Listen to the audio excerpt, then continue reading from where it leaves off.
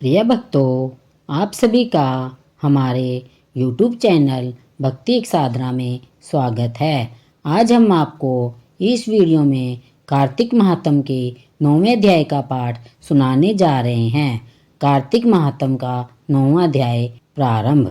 राजा पृथु ने पूछा, हे ब्राह्मण, आपने कार्तिक व्रत के विधान वर्णन में तुलसी के मूल में विष्णु भगवान के पूजन की विधि बताई है, अतः मैं तुलसी की महत्ता के विषय में पूछने की इच्छा करता हूँ। तुलसी देवादिदेव विष्णु भगवान को कैसी इतनी प्यारी हुई? हे नारद, यह कैसी और कहाँ उत्पन्न हुई? आप सर्वज्ञ है, कृपया कर यह कथा संक्षेप में कहिए।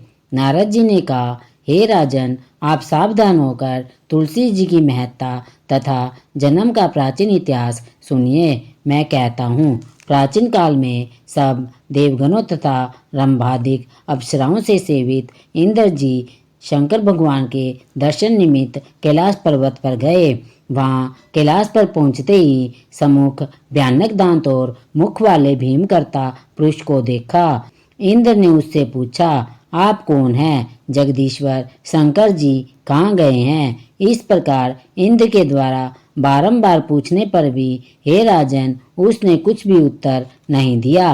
तब ब्रजधारी इंद्र क्रुद्ध हो उसे फटकारते हुए बोले कि मेरे बारंबार पूछने पर भी तुम कुछ उत्तर नहीं देते हो, अतः हे दुष्ट, मैं तुमको ब्रज से अभी मारता हूँ। इस समय कौन तेरा रक्षक है? इस तरह कहकर इंद्र ने उसे दृढ़ होकर ब्रज से मारा। इंद्र के मारते ही उसकी ग्रीवा नीली तरह राख हो गई और रुद्र भगवान अपने तेज से इंद्र को जलाने लगे। यह कांड देखकर बृहस्पति ने शीघ्र हाथ जोड़कर तथा इंद्र ने पृथ्वी पर दंडवत नर्मीभूत होकर सत्वन करना आरंभ किया।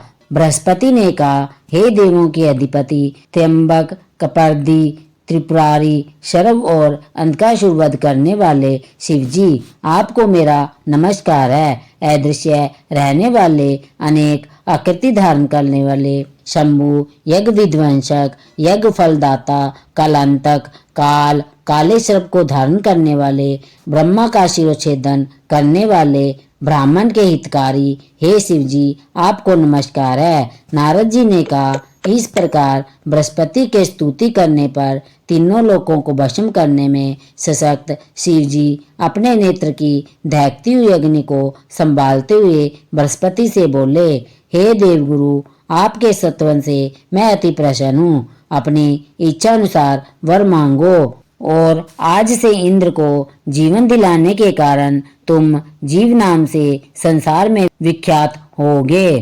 बृहस्पति ने कहा, हे देव, यदि आप प्रसन्न हैं तो इस शरणागत इंद्र की रक्षा कीजिए और अपने नेत्र द्वारा उत्पन्न अग्नि को शांत कीजिए।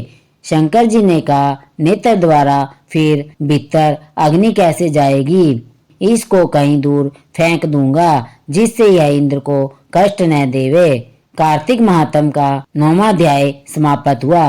बोलिए श्री कृष्ण भगवान की जय हो। अगर आपको यह वीडियो पसंद आया हो तो हमारे चैनल को लाइक व सब्सक्राइब करना ना भूलें। धन्यवाद।